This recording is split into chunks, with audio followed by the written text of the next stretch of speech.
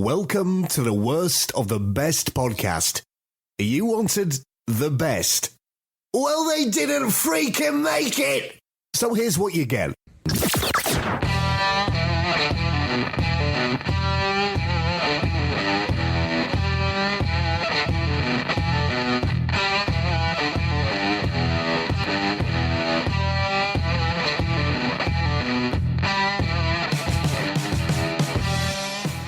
Hello, everyone, and welcome to another episode of the Worst of the Best podcast. I'm your host, Ryan, and with me today, I'm very excited because I have two wonderful guest hosts, one of which who's been with me before, the other one has not. We'll start with the one who has been here before. Adrian, how you doing? Yeah, I'm really good, thank you, Ryan. I've been on your Rocky podcast, I think, 2 or 3 times, your Rambo podcast 2 or 3 times. It's the hat trick today. It's going to your third podcast. I'm very excited. I think we become friends. We're way No. I barely tolerate you. But yeah. Lots of people just barely talk to my wife. She barely tolerates me these days. But I'm here and I'm proud to be here. And I'm really excited about the topic today. Get into it. Oh yeah, no, that's fine. Now we want to say hi to James. This is your first time on the show and our first time meeting. James, how are you? Yeah, I'm good, thanks. I've heard the podcast. I've heard plenty of good things about you, which you tell me is all untrue. So that's fantastic. We're off on a great foot there. Absolute pleasure to be here. Can't wait to get stuck in with what we're going to get stuck into. And what you've got to be aware of also is, you probably know this from our podcast, is Adrian's a great one at hijacking. Yeah. so he's up there. You watch him. Yeah, you watch him because he's great at trying to take over. No, it'll be fine. I'm looking forward to it. Thanks for inviting me. I'm really appreciate it. Well, I'm actually counting on both of you taking over a little bit. So my brother Jason, first and foremost, he's the one that does 99% of the shows with me as of late. He's away again. He's doing another adventure. The last time he was away, he went to the Grand Canyon. He's on another adventure. Yeah, he's on another adventure now. I don't know where he's going. He just said, follow my socials. You'll see where I end up. And I'm like, okay. So all the best to Jason. Hopefully he stays safe. What a guy. So when he is away, I like to do topics I know he wouldn't be keen on. So this is such a topic. So what we're doing is NES games. And not just NES games. We're doing the top 10 as voted by NES fans on Reddit. So what I did was, folks, is I took ChatGPT. And you can do this with ChatGPT. It's really kind of cool. I gave them I don't know what ChatGPT identifies as. So I'll just say it. So I gave it 5 different Reddit threads. So the question in Reddit was, what's your favorite NES game, or top 10 lists? So I took those 5 links and had ChatGPT read all the comments and curate the top 10 list from that. So this is from the fans from Reddit. So I figured that anyone has a top list, it should be the fans who play the games, not some critic on a magazine, or it should be the people that play the games. Guys, you saw the list. Overall, it seemed like a legit list. There's no stinkers there, and I showed your list to the other members of Arcade Attack, and James is one of them, obviously, and they all agreed these are top games. They're all legitimate classics, I would say. Yeah, so there's a real mixed bag in there, and there's some absolutely huge titles that I can't wait to get talking about. And then what I said to myself was, like, I can't do this list by myself. There's no way. What subject matter experts can I ask? Well, guys, why don't you talk about the podcast you hail from, and that's why I chose you. We're from Arcade Attack, actually, so a retro gaming podcast. We're Croydon-based, really, like southeast London. We've known each other for years. Me and James, I think we've known 30 years, haven't we, James? I think. Do you know what? You've hit the nail on the head. I think it's 30 years this year. Yeah. 1992. Oh, wow. Yeah, we were good friends at high school together, and obviously I was friends with other members of Arcade Attack. Rob was part of the team at one point, and we got Dylan and Keith. And we just started a podcast, and we basically done 300 episodes. We're on a little break at the moment, back in the summer, and we're quite proud how it's grown. It's got mediocre. It's got pretty big, really, to be honest. If don't like to, pat myself on the back. We're quite humble people, Come on. But we're proud of it, and we don't take it too seriously, right? There's nothing wrong with that. You should be proud of something. You built something, and you have a community, and you have a large community. And I'm expecting some of your listeners plug it on your socials. Come check out my show, because if you kind of dig what I do here, you might look at the topics of the podcast and see, hey, I want to listen to how Ryan and my brother Jason break down other stuff. And I also guested on your podcast at one point too, there, Adrian. What was the topic again? I can't even remember now. Well, you were one about bonus episodes, I think, during lockdown, and I just wanted to ask you about Rocky, the Rocky podcast, and your gaming history as well. So it was about 3 years ago now, I think, Ryan. But yeah, that was boy, I can't believe it. Time. It's going by too fast. Then the next thing I did, so I said, Adrian, hey, why don't you come on? He says, yes, I'd love to come on. Then I'm like, boy, this is a big undertaking. Why don't you have one of your co-hosts come on as well? And that's how James ended up on here. So I'm really excited you guys are here. I'm going to count on you guys. So much so that I also said to, I also said to Adrian, hey, here's the list, and I did a bit of a write-up on each game. You can use it as a jumping-off point. You don't have to read it. I don't really care how you guys want to do it. I'm going to do my reading. But I said to you guys, I want you guys to pick 3 games each from the top 10, and I'll take the other. Is that right? 3? No. What did I say? How many games? You got the maths bit wrong, Ryan, I think. You said 3-2-2, I think, initially, so we had to... Oh, did I only give myself 2 after all? Is that what it was? That's fine. That totally works because it doesn't. We're all going to talk anyways about each game. You're right. I did the math wrong. You'll have to excuse me. Like I was saying before the show started, I'm in the military. Nothing but the bright and the best and the brightest in the military up here in Canada.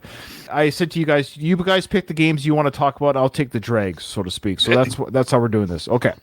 So here we go, folks. We're going to dive into this list. We got a lot to talk about. With over 700 games in its library, the NES stands as a console of considerable breadth. Selecting the best games from such a vast array can be daunting, but I explained to everyone how I did it, curated everyone's list, and read it. We're not ones to shy away from such a challenge, so it's worth noting that while we've delved into a wide spectrum of NES titles, our focus on these games from the fans would focus on things like popularity or influence. We're going to talk about those things when we talk about the games and other such merits.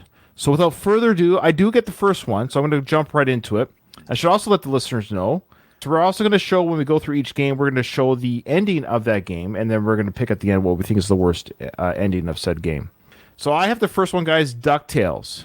So during the era of the 8-bit gaming, many adaptations of movies or cartoons fell short of expectation. That goes without saying. I bet you both have played and talked about on your podcast movies or cartoon games that weren't very good. What's one that comes to mind, James, that was a lackluster experience? Oh, my goodness me. I can think of one of the great ones, because we didn't do it that long ago, which was Moonwalker. Oh, right. But yes. I mean, Adrian, that that one sticks out to me because that was quite a sort of a fun-filled, feature-filled episode. But what would you put as the worst? Captain Planet on the Amiga was pretty rubbish, but I've got a soft spot for it because it was bundled in with my Amiga and I got it. And because it was on the Amiga. Sure, was that a movie? Wasn't Captain Planet a movie? It was a cartoon. It was a TV cartoon. Yeah. Okay, all right. I missed that one. I'm not going to lie to you. I've heard the name, but I've missed it. Okay. Good. But Capcom, which is obviously a great company, Capcom stood out with its exceptional track record of developing quality games based on popular Disney licenses, and one of those, of course, was DuckTales. So rather than simply replicating the action-packed nature of the show, Capcom took a unique approach by incorporating platform elements with a twist. In DuckTales, players assume the role of Scrooge McDuck, who ingeniously uses his cane as a pogo stick to defeat enemies and navigate through levels. While the platforming mechanics were solid, the true allure of the game lay in its treasure hunting aspect. So players were not only tasked with traversing levels, but also with uncovering hidden gems scattered throughout the environments. Additionally, each stage held secret treasures waiting to be discovered, adding an extra layer of excitement and reward to the gameplay experience. So I forgot how good this game looked. I'm going to show you guys the end screen here. Did you guys play this game on the NES? Do you remember playing this game? Yep. It looks stunning. It looks close to a 16-bit game, I reckon, in some ways. Close to like a SNES game on Mega Drive. Not quite, but yeah, it looks beautiful, actually. I'll show you the end screen here, guys. But like, I was watching this on YouTube, some of the gameplay, and I was like, I had to double check. I didn't have a Super NES next to the title of my YouTube search. So this is just the NES game. So here we go. So here's the last moments of the game. So we're going to see just the last moments and how the game ends. The screen we're seeing is a bit frozen, right? You can just see Scrooge himself. Well, the guy says here, he says, you may have beaten Dracula Duck, but not me. Okay, he beat Dracula Duck. Okay. Because if you want the treasures back, you'll have to catch me. That's the last part of the game, is you have to climb the rope, get to the treasure chest before his baddie joins him there. And there he is, sitting on his pot of gold at the end of the game. Yeah, very good. Looking at the video there and also looking at some of the images as well, I don't actually remember it being quite as sharp and clear as that. Like, it's amazing, the colors and the sharpness and things like that. Yeah, it's really good for a NES game. It's not bad at all. I'm surprised by it, and this was a highly rated game. This game, like I said, made most of the list. That's why it's in the top 10. This is not in any order. It's sort of in order, but it's not really necessarily in order. But they actually do the DuckTales theme at the end here, which I think is great. So Scrooge tells his nephews, hey, thanks for helping your old Uncle Scrooge here. There you go.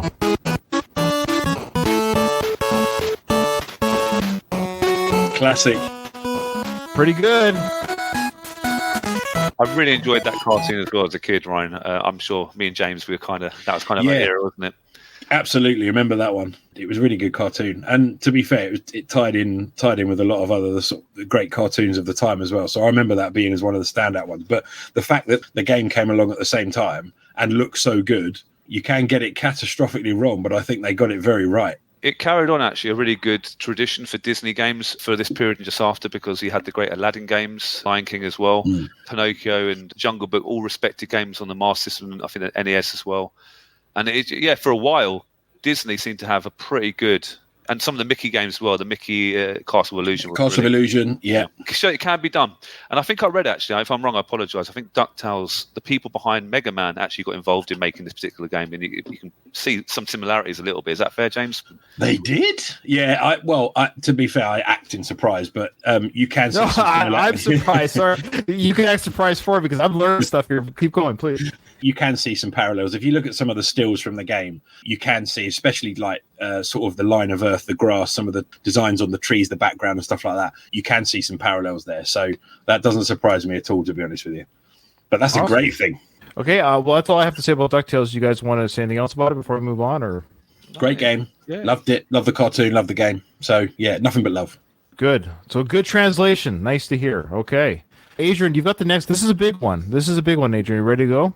All right, I chose this one straight away. I thought, as I saw this game, I've got to talk about it. Because, shocker. Yeah, the Legend of Zelda. I have to... spoiler alert, it's my favourite series of all time. Maybe not this particular game, but the Legend of Zelda series are my favourites.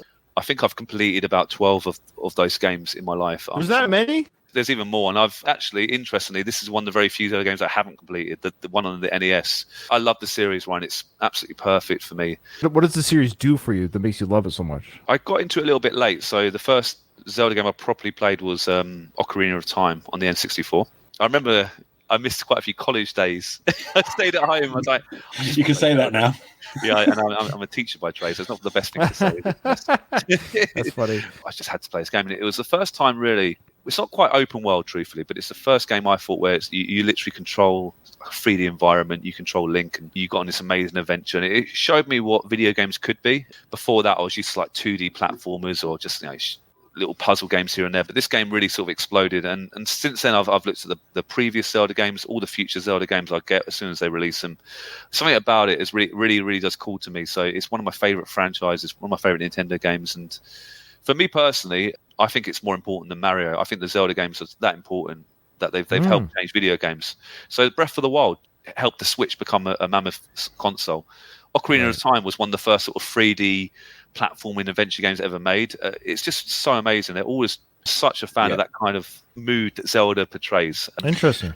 Yeah. I think one of the most important things is when we look not just at that Zelda game, but kind of the series as it goes on. There's obviously a lot of series in the past of different games, different franchises, and they've kind of maybe lost a bit of the wind in their sails over time. They've kind of had, those difficult games where they've been in the middle of the pack and they've struggled. I don't think Zelda's actually struggled really at any point to kind of capture an audience. To be honest, you look it up now and you look at up the modern Zelda games, people go absolutely crazy for them. So the fact that this kind of kicked it all off, I popped this in the other day and had a little play of it. Something about it where you can just walk around and like cut the bushes and collect jewels and go and talk to people. There's just something so like replayable about it as well. We talk about DuckTales being graphically kind of like ahead. The freedom of movement in the first Legend of Zelda game, I would say, was that big selling point. You say, spoiler alert, you love in Zelda. If anybody listens to our podcast, everybody knows that that's definitely not a spoiler. Yeah. And if you haven't seen it, go and check out Adrian's video with him dancing in his Zelda trousers. Boy. Yeah, that's for another day. I agree. Great franchise, and what a game to kick it off. Yeah, special. It was a golden cartridge. The first Zelda game was gold. I mean, not pure gold, obviously, but it stood out. It's something different. Nintendo knew they were onto a winner early doors, I thought, and they thought, well, what can we do to make it stand out a bit? We're going to make it gold. And there's been future cartridges that have been gold as well for Zelda, different colours, and they always, little things like that, they just realised that this is something we need to harness, protect very carefully. And there hasn't been many stinkers. There's been a couple little low points where some people, like Skyward Sword, a lot of people thought it wasn't really kind of lost its way a little bit. Even Breath of the Wild, the recent games, some people think it's kind of gone a bit too far, a bit too open world.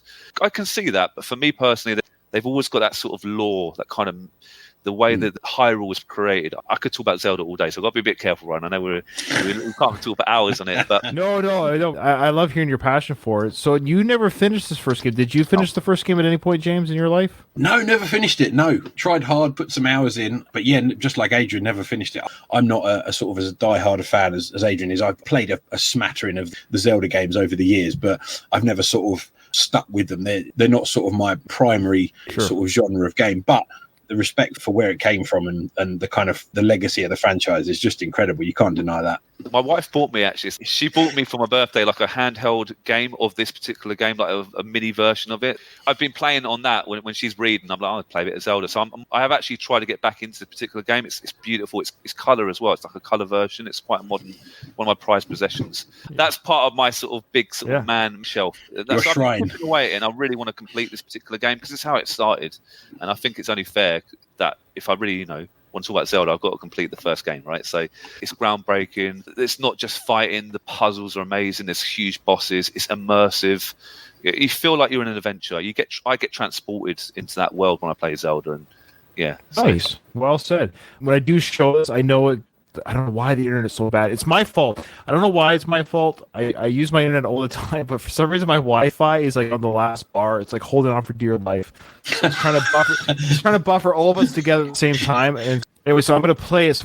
So here is the end screen. I don't want to spoil this for you. You're ruining the game for me now, Ryan. I know. Oh, no. I got a question for you guys. Did we know this character's name was Link throughout the game? Is that the big reveal? The princess says his name here. Is that the reveal, the end game?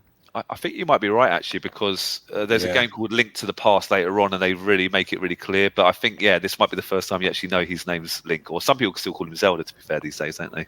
So Link does all these adventures, gets his ass kicked for, 10 hours or 50 hours or whatever it is. And she goes, thanks, Link. You're the hero of Hyrule.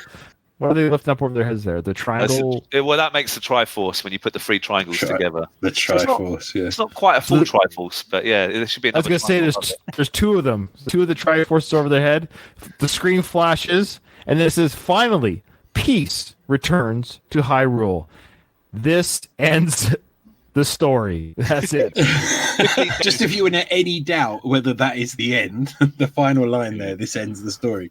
Because that game, it's at least 50 hours of playing, isn't it? It's a big game. The ending wasn't amazing. I mean, he saved the day. He's the hero. He didn't just save the day. Come on, he's the hero of Hyrule. And this ends the story. This ends 15 games later, of course, yeah. It's like the Rocky films. This is it. This is my last fight. Yeah, right. There was a rematch. Bang. Yeah. Am I right in saying that there are so many memes and misconceptions about the fact that his name is not Zelda? There's so many gamers. There's so many people out there who still get that name wrong. Awesome. Okay, you've got the next one, Brother James. Yes, I have. I am indeed ready. Essentially, it's if you're eager to dive into the Mega Man series, but you're unsure where to start, Mega Man 2 is an excellent entry point. Developed by Capcom, this classic action platformer offers a perfect blend of precision gameplay and challenging levels set in Dr. Wily's robotic domain. The premise of the game is actually quite simple. So it's one of these ones where it's easy to pick up, difficult to master. So essentially you start the game off and you from the very outset can choose your route through the game. Now for a NES game of that time, pretty revolutionary because of course they were limited on how many sprites you could put on the screen. They were limited on the maps. They were limited on all this other kind of stuff. And to essentially say to the player, right, over to you. You can choose exactly which levels you play in whatever order you wish. And at the end of each level, there's a boss. And if you beat the boss, you obtain their special weapon.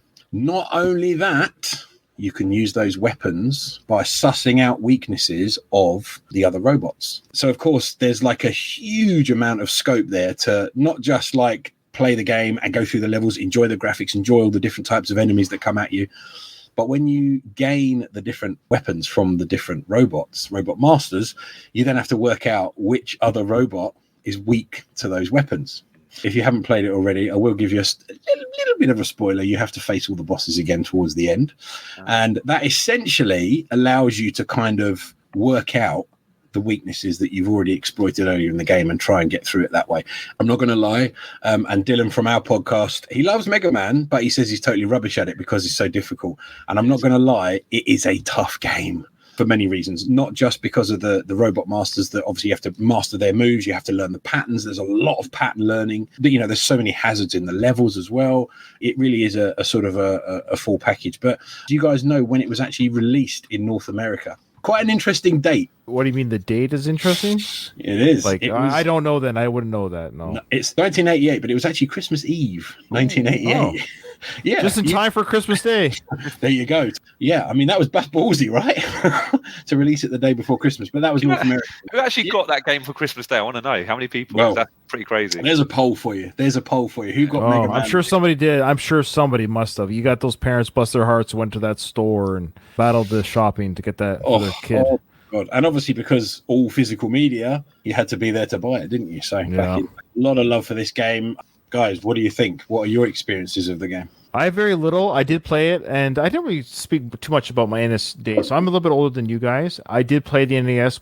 My best friend, who are best friends to this day, we've known each other for, I guess, 36, going on to 36 years now. He had the NES, and I had the Sega. So that's kind of how we divided up our divide and conquer. So when we played Sega games, he came to my house, and we played Nintendo games, and went to his house. But I had a weird kind of like animosity towards NES. I kind of felt like it's not fair. They got all the money, you get all the, but Sega has a better console. It's a stronger system. It's got better graphics, and they're trying hard. Don't change.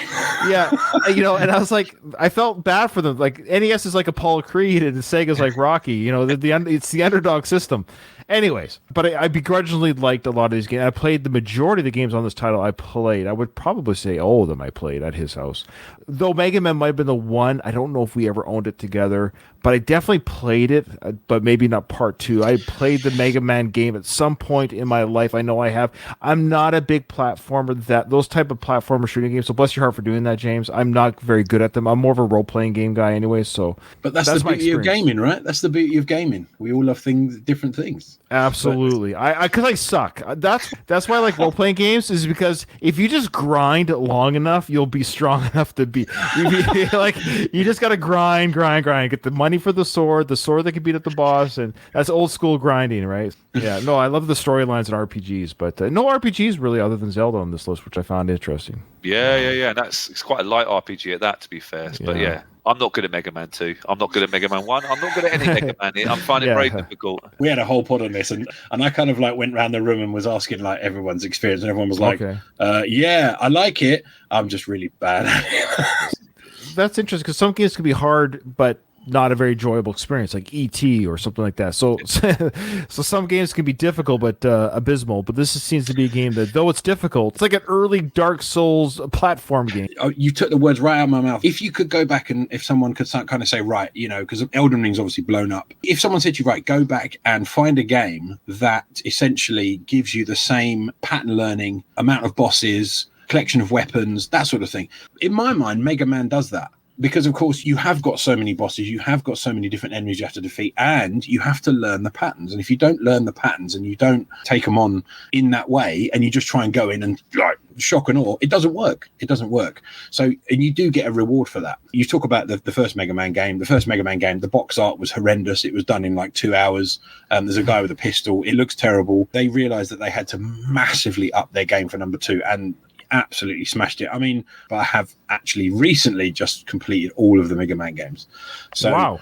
I know how he does it, Ryan. I know. Yeah, there was a couple of the X games on the SNES that I was like, I literally was shouting at the screen so hard, and eventually I managed to do it. So you've seen this ending. You've seen the Mega Man 2 ending, which we're going to show now. What happens, James? We're testing you now if you know it. Oh, yeah, I should have done that. How does this one end? Prove it. So you fight various iterations of Dr. Wily, who essentially he's in like a big walker, and then he's in like a spaceship, and then he transforms into like this weird alien guy. He he rides around the screen and basically shoots this little pellet at you, which is massively damaging. So what is this thing floating around right now? This is his lab, basically. So when you take him out, he then is basically controlling that little hallucinogenic alien who's trying to kill you.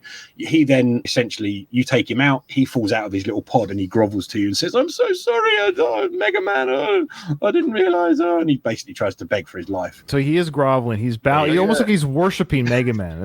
Because he's had it. He's done. Mega Man's taken all of his robot masters. He's nicked all the weapons, and he's beaten all of Dr. Wily's kind of like lab creations and stuff. And then you just see Mega Man walk in, and he changes to different seasons and colors and things. It's cool. Why the season change? And I found this, so I'm going to play it here, and I've found this ending really cool. As Mega Man's walking towards you, the viewer, it shows these different seasons, and for NES graphics, this is pretty wild. Why the different seasons? Don't think about so much about seasons. It's more to do with the settings of the bosses.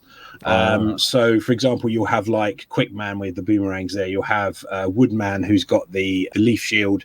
You've got, I can't remember most of them now. Metal Man with the metal blades, etc. And it all kind of represents those different sort of states. At the end there, you get a lovely picture of what looks to be the Shire.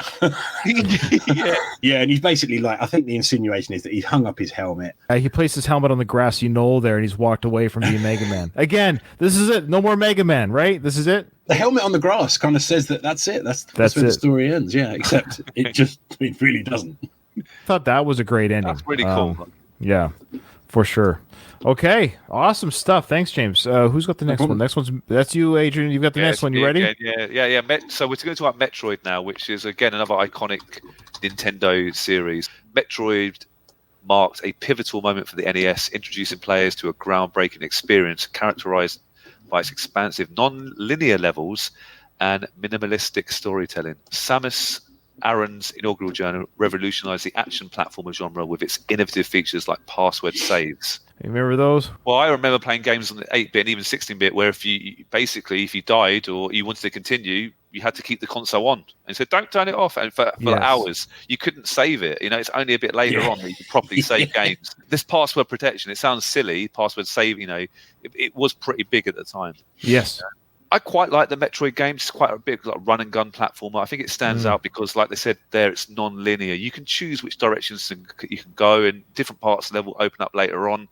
It's got quite a nice space atmosphere, quite atmospheric, and it's hard as well. It's a hard game. Again, if I'm wrong, I apologize. I don't think you find out in this game, at least, that Metroid is a girl. You spoiled it. Oh, I spoiled it. So I remember this game came out, and I remember the hubbub as a kid. Well, I guess I was about 12 when this came out. I thought it was great, because think about this for a second, guys. 1986, what gender is the average player of an NES console? Like, really? It's a guy. It's a boy. It's going to be boys, let's be honest. Yeah. I never knew any girl players. Growing up, now there's a lot of female gamers now. Of course, go to Twitch. There's the most successful Twitchers out there are females. There was no female. If there was, it was like 1 for every 100. I didn't know of anyone that played video games that was a female. None. Like none of my friends' sisters played. Nobody played. It was old guys that played. At the arcades, when we went to the arcades, it was full of guys.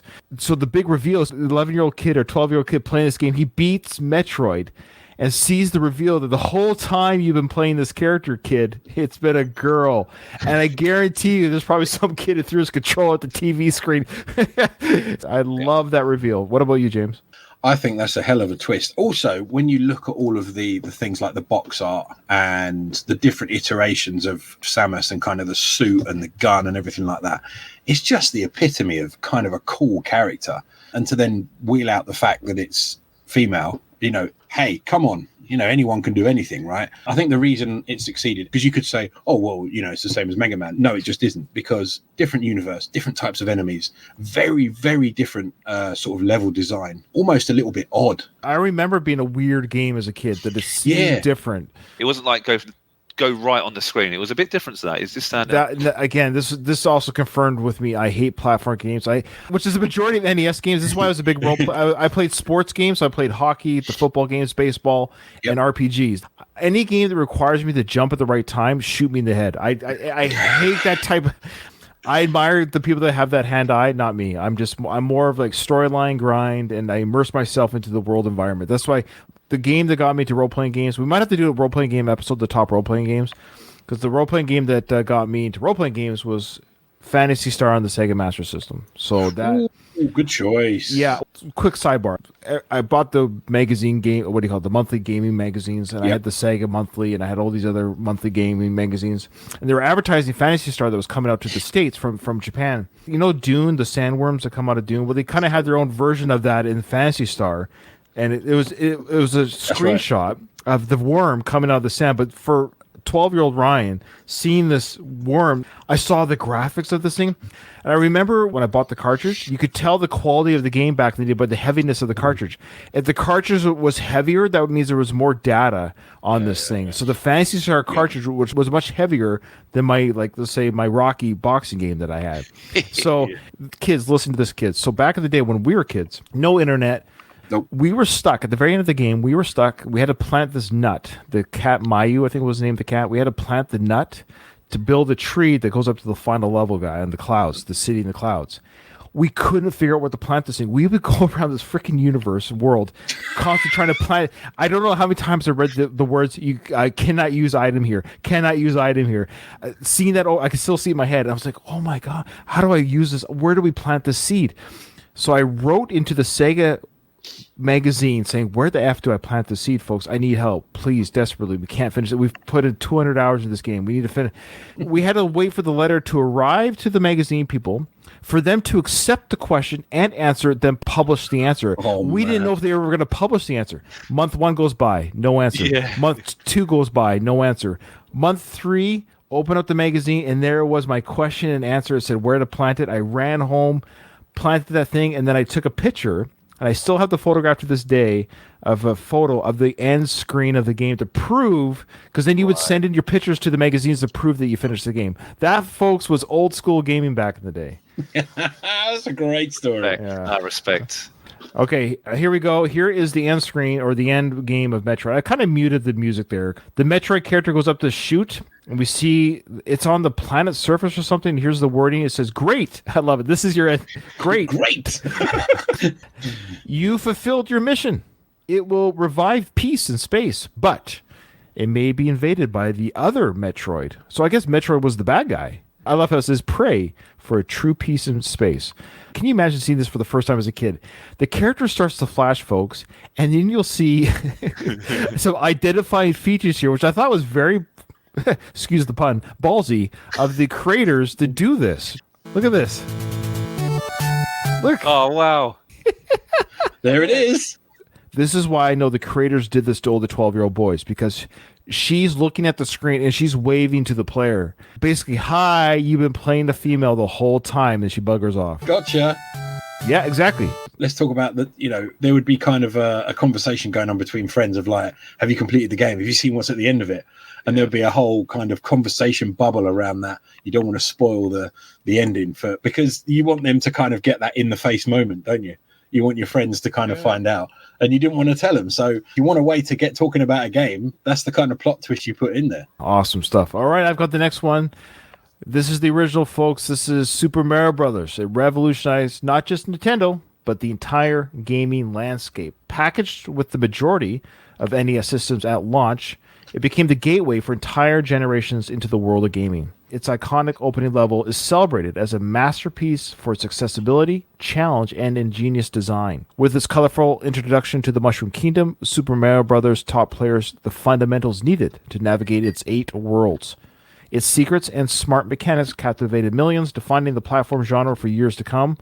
The game's impact goes beyond entertainment. It played a crucial role in revitalizing the industry after the 1983 video game crash. Super Mario Bros. Fundamentally changed the trajectory of gaming, shaping the medium into what it is today. No list of NES games, or of games in general, couldn't have this game. What do you say? If you're talking about NES games, it's impossible not to put it in there. And as you say, even if you open it up to all the other games, it's young, old, doesn't matter who you are, where you are, you never not heard of Super Mario Brothers. And as far as like films go from the 80s, 90s up till now, and of course you've got the Super Mario Brothers film now, but even before that, it's just such an iconic name. You get all the images in your head of what the characters are and all the kind of friends and enemies and things like that. So there's no surprises there, to be honest with you. When I was young, the things you would find out about, the secret side missions, the speed runs, the secret tunnels, the way you could slide and skip and bop around, and it's such a fascinating game. Once you realize all the different tricks you could do, it blew your mind as a kid. Like, I can go up there and move up there. With the screen, blew your mind as a kid. Even as a avid Sega person that I was, you couldn't help but play this game and have some fun with this game. I think it's actually quite difficult to make a good platformer because it's easy to get things wrong. It can be too slidey. The jump mechanics can be all wrong. This is basically perfection when it comes to platforming because it's quite simple. The graphics are simple, but I think you said it really well at the start. It's very accessible at the start, but it soon picks up the pace. The levels get harder quite quickly, but you're so engaged in finding those little tricks and pipes and hidden worlds. I remember just seeing this as a kid, and I never had an NES as well, Ryan, but I had a friend that had one, and this is one of the games we just played all the time. It was just something about it. I don't think it's like the best looking NES game right now. I think there's better looking ones, but pure gameplay wise, there's not much better. Now, did you guys finish it in your days of playing? Did you actually ever accomplish it, James? I did. Well, now, bearing in mind, we're going back quite a few years, but yeah, eventually. It is tough though because it doesn't pull any punches. And let's be honest, it's not a case of because a lot of games you had like a health bar, you could get hit maybe 3-4 times, you could pick up health, etc. The health in Mario was you're either a little Mario or you're a big Mario, and that's it. You get hit once when you're a big Mario, you go down, you get hit again, you're dead. So you get effectively 2 bites of the cherry. It's tricky, especially some of the bosses as well. Here is the end of Super Mario. Now, it's funny. Is it Super Mario Brothers or Bros? I think officially it's Bros, is it not? I never thought about that question, to be fair.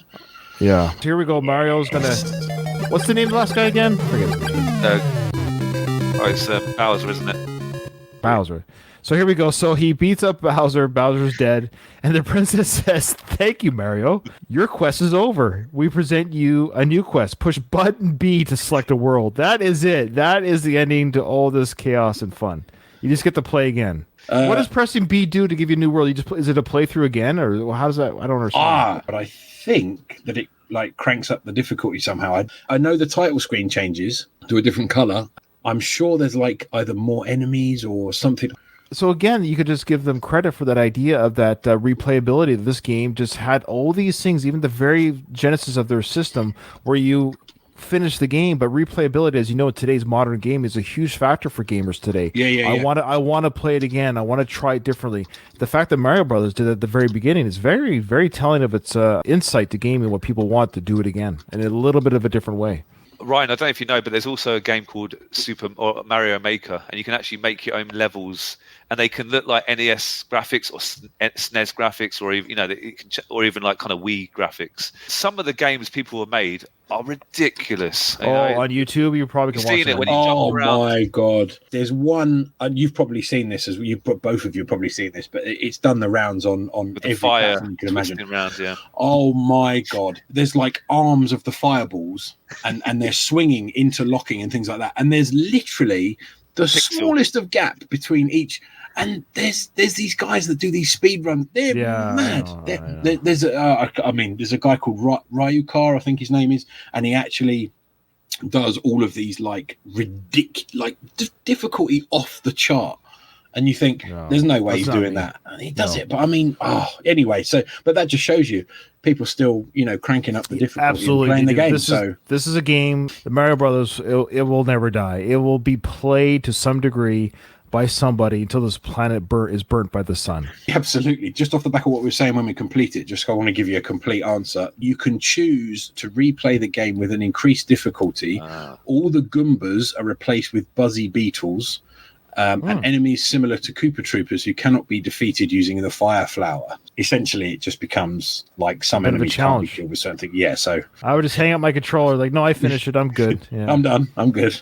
All right, you've got the next one there, James. I have still a sort of a platformer, but a very different tone of game, which is Castlevania 3: Dracula's Curse. And the third installment on the NES alone. So to get 3 games out on the NES on the trot is pretty good achievement. Castlevania 3 Dracula's Curse marks a triumphant return to the series roots. Konami abandoned the RPG elements of Simon's Quest, and a lot of people will know that game quite well. And they focus instead on refining the challenging platform that defined the original Castlevania. So players assume the role of, I love this name, Trevor Belmont, Yeah, it's great. What a guy. Absolutely, Trevor. In this non-linear adventure, navigating branching pathways and facing multiple endings in their quest through Dracula's castle. With 16 challenging stages, engaging combat mechanics, and a visually iconic style, Castlevania 3 Dracula's Curse solidified its status as a classic in NES history. It's been a long while since I played this one, but I did play it quite a bit back in the day. The thing that stays with me is a lot of the elements from the first and the third game. I think what they did, they held on to the right things. The style of the enemies, the way the levels were formed, the different sort of gates and kind of the candles you had to hit to get the little hearts to get your life, all that sort of stuff. I think all of those little things amounted to really quite a good game. And actually, if you look at a lot of the more modern Castlevania games, I think they carried those things that worked and they carried them on well. There's always a risk with these types of games where they introduce too much new stuff. It can go a bit wrong. We've seen plenty of games that do that. But I think actually, when you say Castlevania to any gamer, they always think about the game similar to the third game, which was basically solidifying the whole gothic, dark, very much so kind of Dracula's castle type gameplay. So I enjoyed it. I didn't think I would have done back in the day. Thinking back on it now, I'm like, oh, I did it. And then once I looked at the screenshots and went through some of the playthroughs and stuff, I was like, yeah, that was actually quite a good game. And again, very different tone to your Mega Mans and your Metroids and stuff. It was very much a sort of a dark, gothic, Dracula-esque type game. But yeah, good game. So I can see what's on the list. It looks good, actually. And it's another game that I think is borderline. Could be a 16-bit. It doesn't. It looks pretty clever. It's a very strong-looking game. I dabbled. I know I have played a Castlevania game back in the day. Must have been a dabble effort. Never invested in it, but I know I've seen them. Of course, I know the series. See it all the time. It's on all the new systems as well. They've keep going with that series. Don't they keep going with that series? I think the new sort of the newest iteration. I was checking it out a little while ago. What they've done is they've taken the basic sort of premise of it, the platform, but what they've done is like a blown up screen, so you can kind of see like the whole level in one go.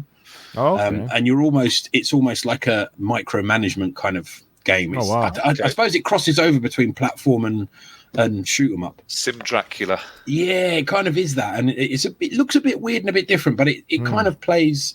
I mean, there's games like there's another game called like Shadow Complex, which is the same type of thing, and there's a couple other games where you've got like literally a small character in a huge kind of expanse, and it's like a little sandbox, but a platform sandbox, if that makes sense.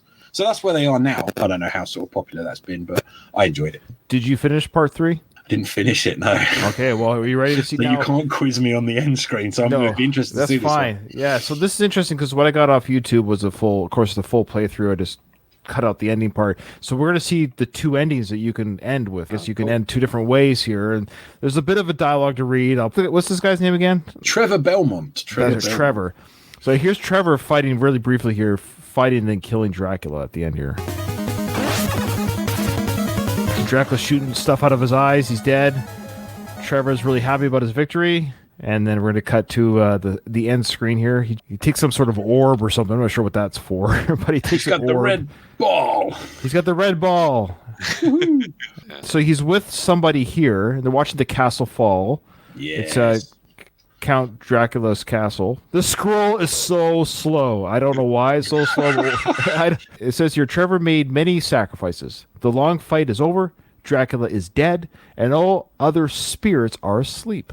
Both feel their friendship is stronger since they work together to rid Wallachia City of evil. Grant will start to rebuild the destroyed areas of the city. So I guess that guy in red there, the red bandana, that's Grant. After this fight, the Belmont name shall be honored by all people. So there you go. This is alternate ending 1 is essentially what we're seeing here. And then we're going to see the castle fall again. I guess whoever made this video showed us both endings. I guess there's a part in the game where you can side with one or the other. Is that it? Or I guess it says it's got different stages, different sort of, maybe there's different. So the castle falls again. Yeah. You have this. Well, it's a different person. Well, this person's standing up. They're like a head and shoulders taller than Trevor. So again, it says Trevor made many sacrifices. The long fight is over. Dracula's dead, and all the other spirits are asleep. The battle was won by Trevor and Alucard, but Alucard feels guilty because he killed his real father. So it was Dracula the father of Alucard. Interesting. Trevor realizes this as he stands there thinking about Alucard. Wait. That's a weird way to read that. Yeah. So, Trevor realizes this as he stands there thinking about Alucard. I'm realizing that I feel bad about killing my dad as I stand here thinking about killing my dad. That's essentially what that's saying. Oh, the writing. This must have been a translation. After this fight, the Belmont name shall be honored by all people. Okay, so there's two different characters I guess you can side with during the adventures of Castlevania 3. I think it's a case that at some point you can actually you can select path A or path B, whatever, after I think defeating a boss. And one of them takes you obviously around this guy. And I'm assuming the first one, you have to probably kill him. Oh, there's a third. Oh, there's a third guy. Oh, sorry. Oh, boy. Yeah, so for this last one, we have Trevor putting his arm around a gal. So he's with the gal now in this last ending. Trevor made many sacrifices. The long fight is over. Dracula's dead. And all other spirits are fast asleep. Oh, this is Sypha. Oh, Sypha, the vampire killer, has had a bad life. But since she met Trevor, she's beginning to feel more comfortable with herself. Oh. Go on, Trevor. Trevor's a gentleman. What can I say? Go on, Trevor. Get in there. Fight the Belmont name shall be honored by all people. Oh, great. I do love how she's feeling more comfortable with herself. That's important. That's good. So there you go. There's the 3 alternate endings you can get. We did that for you, folks, so now you don't have to finish the game. There's the exit screen there. Castlevania 3, Dracula's Curse. That's the end of that game. Okay. All right, who's got the next one? Right, I'm going to talk about Contra, which is a controversial... Hey! The enduring appeal of Contra speaks volumes about its exceptional design. It successfully translated the arcade shooting experience into the home console realm, capturing the essence of the 80s action blockbusters in a challenging 8-bit adventure. Konami's game skillfully alternated between horizontal and vertical scrolling stages, testing abilities to survive relentless waves of enemy attacks. It's an interesting game. Correct me if I'm wrong. I believe this is the introduction of Solid Snake. Is that right, James? Yes, I hadn't learned that up until sort of relatively recently, but yeah, it is. So Solid Snake, obviously, probably better known for Metal Gear Solid, which I have to put my hands on. Oh, really? That's the character? Yeah, I believe so. Yep. And that's right. I have to say, I'm not a fan of Metal Gear Solid, and that's going to hurt a few people. I don't play those. See, James is a fan. Dylan and Keith would, if my other hosts would probably lynch me right now, but I just find those games a bit annoying. I prefer Contra. It's more actiony, more shooting-y. It's my kind of cup of tea. I don't like the old hide-in-the-box kind of shenanigans. So, the actual cover of Contra, I don't know if you guys have seen it, it's great. It's like a really interesting mock-up, and one of the characters is clearly Arnold Schwarzenegger, and one is clearly Rambo. So we got Stallone in the background as well. That would make sense considering when it came out and the 2 action heroes at the time. They're drawing the eyes of the young boys again who are playing these games, 2 muscle-bound figures on the top of a war game. Of course, this is going to put a lot of money in the Nintendo's pockets. But not only that, it seems like it was a fun game. And I played this game. I was one of those boys. I got caught up. I played this in the arcade as well. Like, this is a game. It's warfare, and you got to play this as a boy. I like it. It looks really cool. And like I said, I think you said it could either be horizontal and vertical. So each level kind of changes look, which is quite fun, I think. So a good game, good solid shooter, in my opinion. Just another bit of trivia for you guys, because you love a bit of trivia. Do you know what it was called in the European release? Probotector. What was it called? Probotector. What does that mean? Is that a word? Oh, I'm not offering an explanation. I'm just... But yeah, the European NES version of Contra was renamed Probotector. But this is the funny thing. This is the weird thing. I've only ever known it as Contra. Adrian, I'm sure on one previous pod that we did, I think Keith actually didn't actually know. Like he didn't know, but he was saying, "Oh, it's Probotector," and I was like, "Huh? What? Wait, what is this Probotector?" And we kind of had like cross wires, and then we realised, of course, that it was renamed for the European market as Probotector. But it's weird. I've never seen it called Probotector. I've only ever seen it called Contra, which is strange because for the European market, which I've only ever known, the European market, of course, Probotector. So weird one, that one. Marketing weird. The characters' names are Bill or Lance. So if I got it wrong about Solid Snake, I apologise. But I'm sure there's a link. Maybe. I'm sure there's something somewhere. I'm sure you're right. I've seen that somewhere. Anyway, Steve will be able to correct us. So here's the final boss and kill in the outro end screen or end game of this Contra, because I never finished it. So this game is so cool. I love how he's fighting shirtless. I just love how they're not wearing shirts. Why would you wear a shirt? Commando on steroids. So he kills that alien creature. The helicopter takes off from the island. The island blows up. Helicopter takes off. The island sinks into the ocean. And here's the outro. I love this. Congratulations. You've destroyed the vile Red Falcon. and save the universe. Consider yourself a hero. That's what it says. That's it. That's it. Consider yourself a hero. Nobody else is telling you you're a hero. You just need to consider yourself. Just consider. There's no awards. Just consider yourself a hero. That's so funny. They save themselves by saying, "Consider yourself a hero." I love that. I don't know why that makes you laugh. Who's got this one? I'm up now. I've got Mike Tyson's Punch-Out, and I don't think there's a single Nintendo owner anywhere in the world that doesn't know or doesn't have a lot of love for this game. The allure of the underdog story has always been captivating, and the journey of Little Mac, the underweight title contender, certainly struck a chord with many of us back in 1987. That long ago, 1987. I know. While Punch-Out originally debuted as an arcade game, it was the NES adaptation, Mike Tyson's Punch-Out, that truly captured the heart of players. In this game, we follow Little Mac as he embarks on a mission to defeat heavyweight legend Mike Tyson, using his skills to dodge, duck, and jab his way to the top. There are so many viewpoints on this game, but a lot of people, most of them are, oh, it's too hard. I can never get to the end. I can never finish it. Because, of course, with this game, it's not just a case, unlike some of the other ones that we've discussed, it's not just a case that you have some hard parts, some easier parts. This is a case of it turns the screw on you. So essentially you have an easier first opponent, and then as you go forward, they get really, really difficult, to the point at which I'm sure there's been some broken controllers over the years. Even people playing it now, you say to someone, give me a difficult NES game. You can put this out there. You can put Punch-Out out there. But essentially you fight all these weird and wonderful people, and they have all of these different boxing styles. So you have to learn their patterns. You have to know where to hit them. And more importantly, you have to actually use a lot of timing as well. There's some enemies in there where it's not just about finding a weak spot. It's actually waiting for a particular moment. The one I remember most fondly, and Asia, you probably laugh when I say this one because we've talked about this before, is the Bull. The Bull. He's unbelievably massive. And what he does is he jumps up the back of the ring and he does a little hop charge at you. I'm not being funny. The first time you play it, you have no idea how to beat this guy. He just comes at you and just flattens you with a right hook. It's like planting the nut.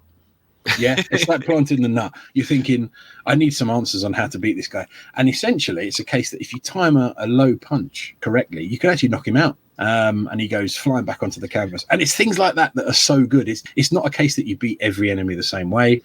They're all done in a different way. And of course, final boss is Mike Tyson. I believe Dario's the ref, isn't he? He's he is. Isn't there a little glitch or a very little secret that every time Mario raises a hand, that's the time to hit Mike Tyson? No, you're not thinking Mario. No, it's somebody in the crowd.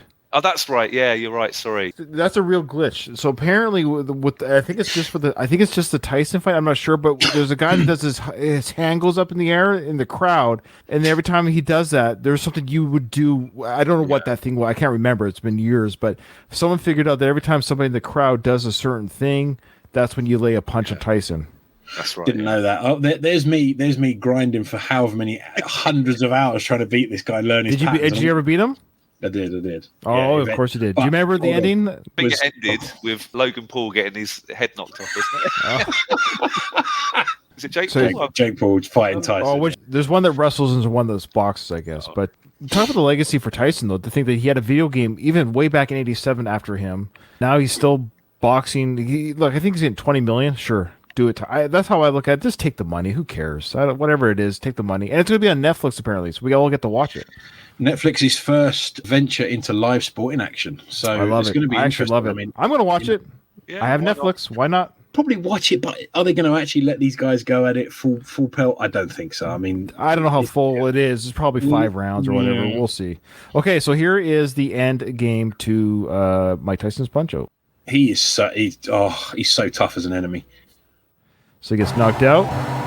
Mario comes in for the count. Why doesn't he do the count? He just says TKO. Little Mac's very happy. Knockdown, I think, yeah. Well, I love the most unrealistic part of the game is Tyson's good sportsmanship at the end here. Mike Tyson says, "Great fighting. You were tough, Mac. I've never seen such finger speed before." So I don't know. I don't understand this line. Can you guys explain this? I've never seen such finger speed before. Now, I think I guess he's talking about the pressing the buttons quickly. Oh, your fingers on the controller. Probably. Yeah. I thought he was talking about date night. Okay, my fault. Okay. If you think about it in any other context, it just either doesn't work or is really dirty. Honestly, guys, I didn't even consider the controller. No, you're right. It's controller speed. You'd have to be right. Funny thing is, this game is not about button mashing, so that wouldn't even be true. It is to a little bit because if you get knocked down, you do have to hit the buttons quickly to get back up again. There it is. Oh, that's what. Yeah, so what we have here, folks, is the outro of the fighters you fight. Glass Joe, Von Kaiser. So we have to guess their nationalities while we do this.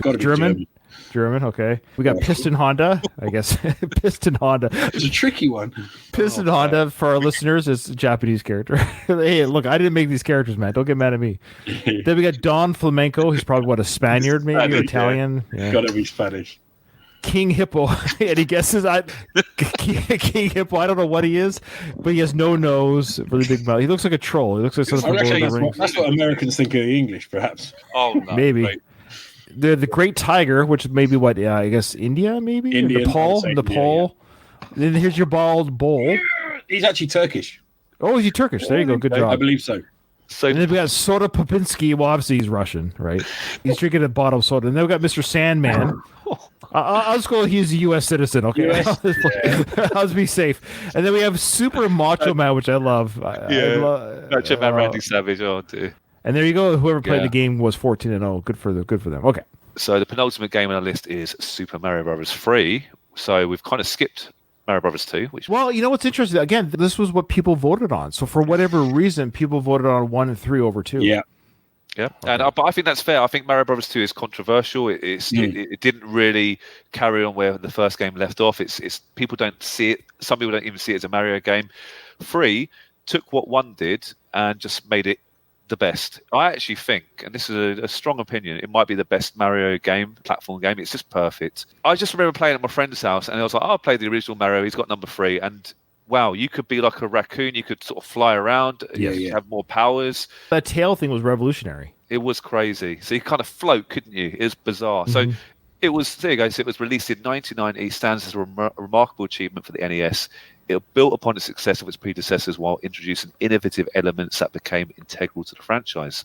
The game's pacing, difficulty curve, and level design revolutionized the platforming genre. Its rich style and variety, coupled with numerous secrets to uncover, ensure enduring enjoyment.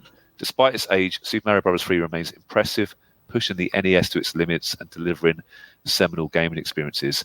People first saw this game, Ryan, I don't know if you know about this, on a film called The Wizard, which is an amazing 80s movie, which is so... is that with Michael Jackson? No, not Michael Jackson. That's The Wiz. I'm thinking, we're talking about the kid from Wonder Years. Wonder Years, that's it. Yeah. And it's actually not a bad film. I quite like it. Tobey Maguire's in it for a split second as well, believe it or not. There's a few little random roles. I think Christian Slater's in it as well. It's bonkers. It's basically a massive advert for Nintendo Championship. and throughout this whole... The last game is revealed for this big tournament, and it's Mario Bros. 3, the first time I think the US customers ever saw this game. So it had almost like a free advert on these big movie. That's right. Oh yeah, no, I've seen the game. They end up in it's about a tournament. They end up in the tournament at the end. You're right. It shows a bunch of games. Yeah. It's crazy. It's so bad it's good, and it also shows you the power glove. I don't know if we got to talk about the power glove on the NES. Power glove. It doesn't do it. Does that thing do anything? Does it actually do anything? You can control. You put the glove on. It's basically a controller, and you can move your hands. You're just wearing the controller. It's ridiculous. Okay. What about the robot? What about the robot that came with the NES? Remember the robot? Rob or ROB, is it? Is that right? Yeah, you can kind of move the discs around, can't he? It's very cool. What did that do though? What did the robot do? It could be like a second player, but it didn't really work. It's so stupid. Okay, all right. I just remember seeing commercials. A good idea at the time.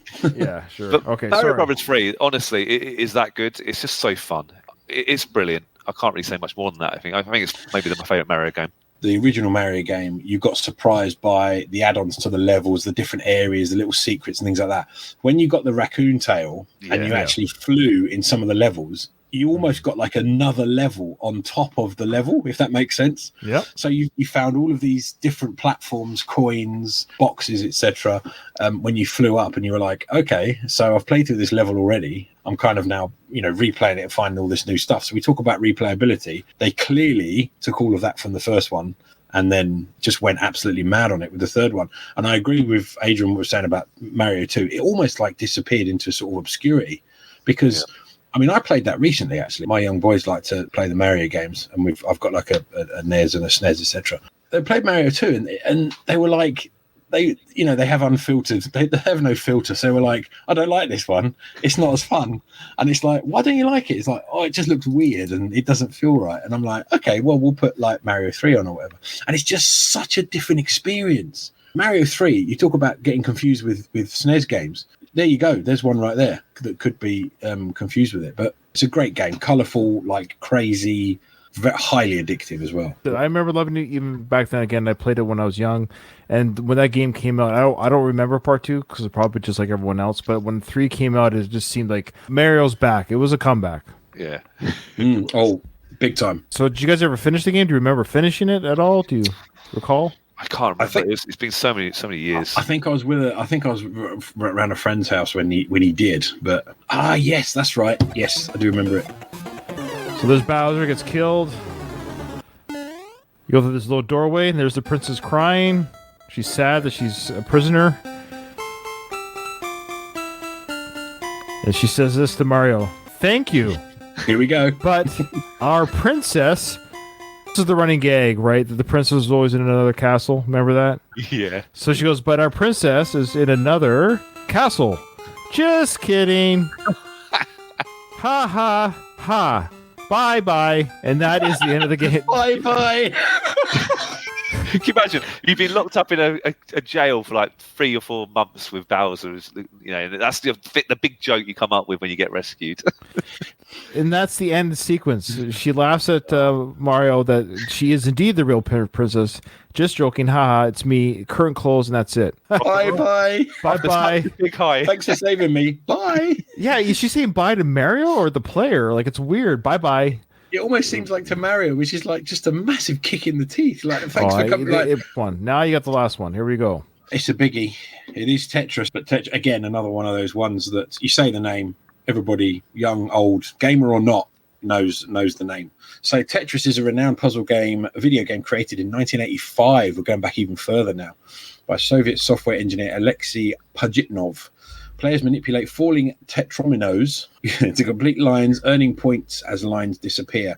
So the game ends when uncleared lines reach the top, which is super stressful. But before you get to the top, Tetris became iconic for its simple yet addictive gameplay, selling over 202 million copies. And I don't think many, or if any, other gaming franchise has sold quite as many, making it one of the best-selling video game franchises. So its popularity led to numerous versions on over 65 platforms, earning it a Guinness World Record for the most ported video game ever. Tetris has influenced popular culture, including architecture, music, and cosplay, and has been studied for its theoretical complexity and its impact on the human brain, known as the Tetris effect. Are they doing a movie? I heard they're doing a movie. Are they not? Or am I missing that? I think it was mooted, and I think there was a script, and they got some people together. Now, I don't know whether it's actually happening, because to be honest with you, there's an awful lot of video game movies that are in the works, mainly because of like the way Ready Player One and the Mario Brothers film and stuff like that, because they actually done pretty well. But I don't know if it's actually going ahead. I would rather you just make a movie about the journey of the creation of the game. Maybe I think that might be a more interesting movie than actually a movie about the game itself. Oh, sorry guys, it was actually released. What? Oh geez! Oh boy, that's not good. This kind of passed us by then, didn't it? No, it was released, and actually it was on Apple TV, I believe. With is it well reviewed? 7.4 IMDb, 81% Rotten Tomatoes. Oh, I think actually the movie was based on the creation of the game, though. If I'm March last year. I don't now. In terms of, I think the question you were asking is it kind of a gaming movie? No, I think it's more about the kind of industry and the planning and stuff and the release. I don't. It's about the building of it. Yeah, it's about how they made. Well, there you go. Yeah, they took my idea. Look, I should be in the business. Tell me the story of how Tetris got made. Now I want to see the film. But it seemed to pass us by, though, didn't it? Because none of us knew it had been released. Yeah, it's weird. You don't want to see a film about blocks talking to other blocks mixing together. No, that's fine. Really? No. So not a gaming film per se, but definitely. I legit want to watch the film. Believe it or not, it says here the story of how one of the world's most popular video games found its way to players around the globe.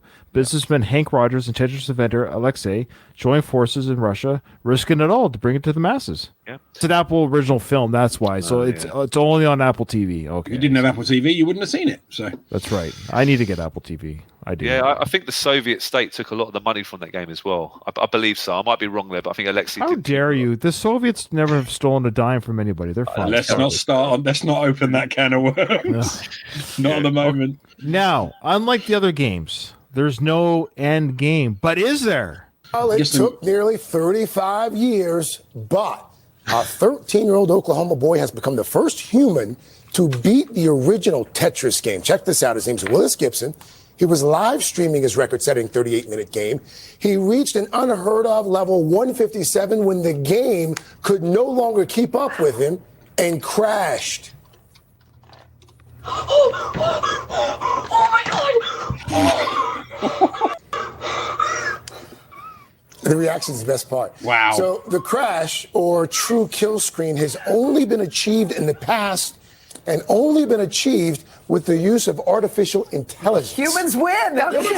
Yes. I answer that. Yes. Thank you, Willis. That kid beat Tetris. What do you guys think? That news was global. It came into England. I remember one of the news reporters said, they spoke about it, and then she said flippantly, he should get out more and enjoy the sunshine. I know I hate that kind of stuff. A typical non-gamer saying something about a gamer there. But yes, no, that's a huge achievement for that kid. I can probably make it to level 10. I love the game, but I'm horrible at it. I play it casually. Like I'll do my best, but I don't freak out when I don't. I just play it again. That's the thing about this game. You just play it again. There's no real. You don't really lose. You just keep playing until you play again. I don't really care what my score is, but this kid crashed Tetris, so congratulations to him. So there you go. It's worth noting as well, because I'm sure we mentioned this in one of our pods as well. There was a chap called Jonas Neubauer who is a 7-time Tetris world champion. I mean, just talking about the speed and the ability and stuff like that, and what the game kind of gets you to do and the stress levels. If you look him up and look up some of his like head-to-heads and stuff like that, it is mind-blowingly fast. And to then have someone, 13-year-old kid come along and essentially crash the game, that just tells you the levels that these guys are working at. And unfortunately, Jonas passed away in 2021, so I thought I'd just give him a quick nod. But if you look at any of those guys, those world champions and stuff, it just shows you what kind of a game Tetris is and what it can kind of do to you. But I was that guy's mate in school. I would have said, "Hey, dude, save some girls for the rest of us, would you?" I mean, come on. Like, come on. Yeah. That's what I would say to him. Like, come on, man. It's not fair, man. Jeez, man. What are you trying to do to me here? Okay. So there you go, folks. There are the 10 games. We'll just go over the list really quickly here for our listeners. The games were DuckTales, Legend of Zelda, Mega Man 2, Metroid, Super Mario Brothers, Castlevania 3, Contra, Mike Tyson's Punch-Out, Tetris, and Super Mario Brothers 3. So my pick is Metroid. Oh, ooh, controversial. I'm choosing Metroid for the reason of I'm not a big platformer gamer to begin with. I remember not being crazy about it as a kid. Thought it was too weird, too odd. I don't want to play a girl. No, I'm just joking. But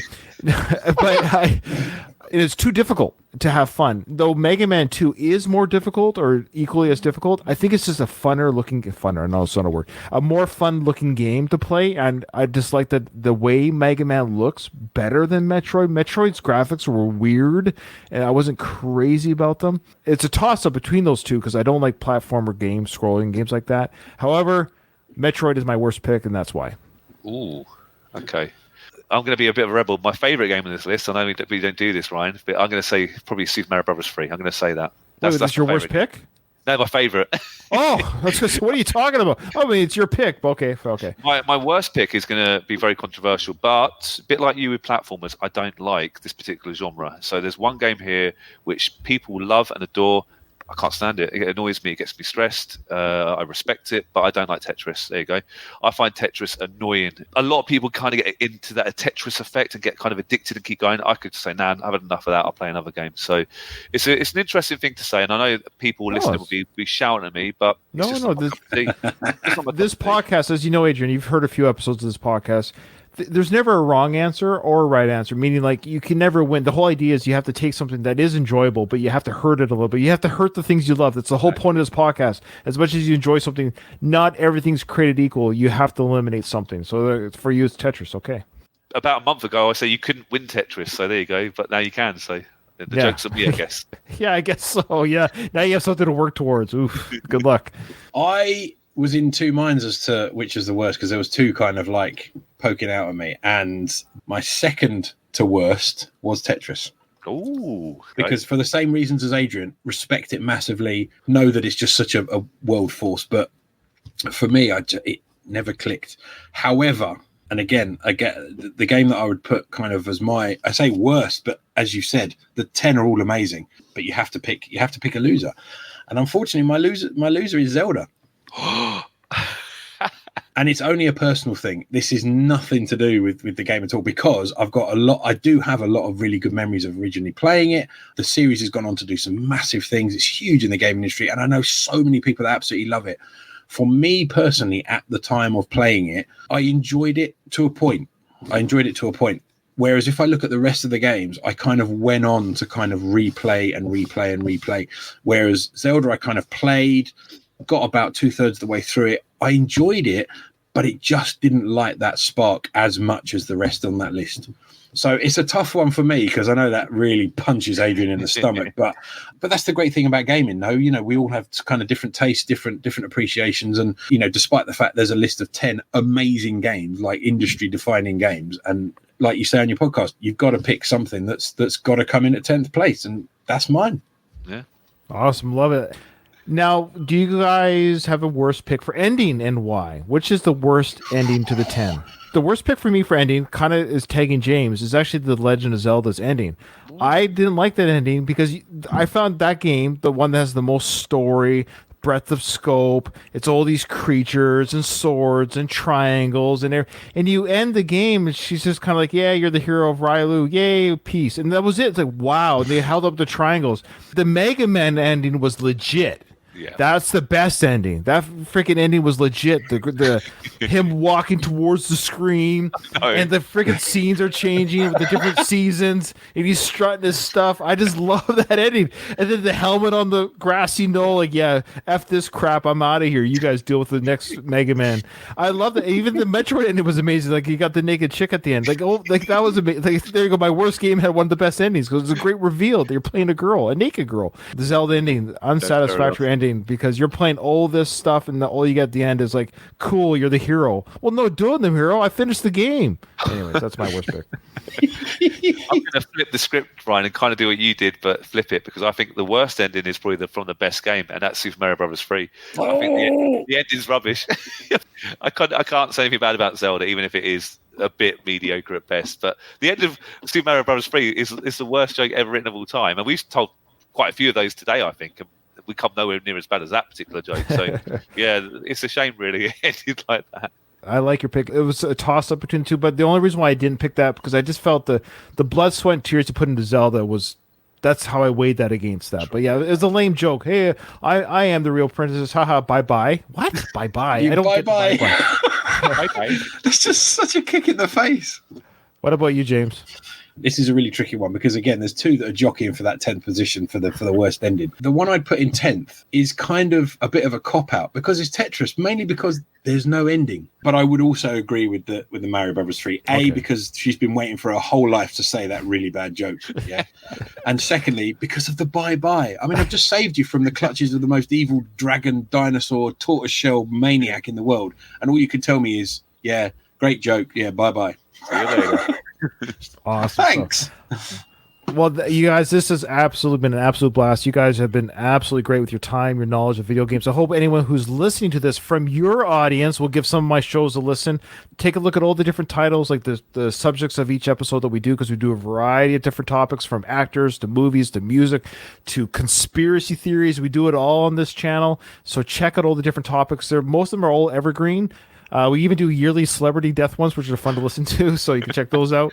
Yeah, check out all the episodes. So before we go, though, guys, give me your plugs one more time where people can find you guys. So we are Arcade Attack. Adrian, myself, Dylan and Keith, and of course Rob was there for a great many episodes, and then I kind of filled his extremely large shoes, or trying to fill his extremely large shoes. But yeah, we're available pretty much, you know, on all the socials, YouTube, etc. And it's great to go onto different podcasts and kind of share the knowledge and the fun and stuff like that. And I thought great list to chat about. We've chatted about the same kind of things. We make up some like weird and wacky top 25 lists, which are like stupidly controversial for all the wrong reasons. And we love talking about all these subjects, and it's always great to get together with you guys and meet someone new. Ryan, good to meet you. And and to chat about all this, it's been great fun. So yeah. Before we close one last time, Adrian and I said before the show started that we were both Sega guys growing up, so we're going to do another one of these for the Sega Master System, the NES counterpart.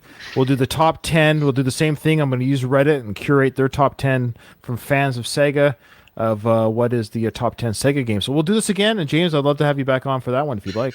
Amazing. Big fan of the Master System. Had one. Played loads of the games. So yeah, look forward to it. Okay. Now remember, in front of every silver lining, there's a cloud. And today, let's see if I can remember this. Today for me, worst game was Metroid. Worst ending was Zelda. For Adrian, worst game was Tetris. Ending was Super Mario 3. For James, worst game was Zelda. That's right, it was Zelda. Can't I actually forgot. I'm trying to remember three people's, like 6 picks here. Was Zelda, and the worst ending was Tetris. There you go. Because lack of, yeah. Yeah, that's right. Sure, that's fair. All right, guys, thank you so much.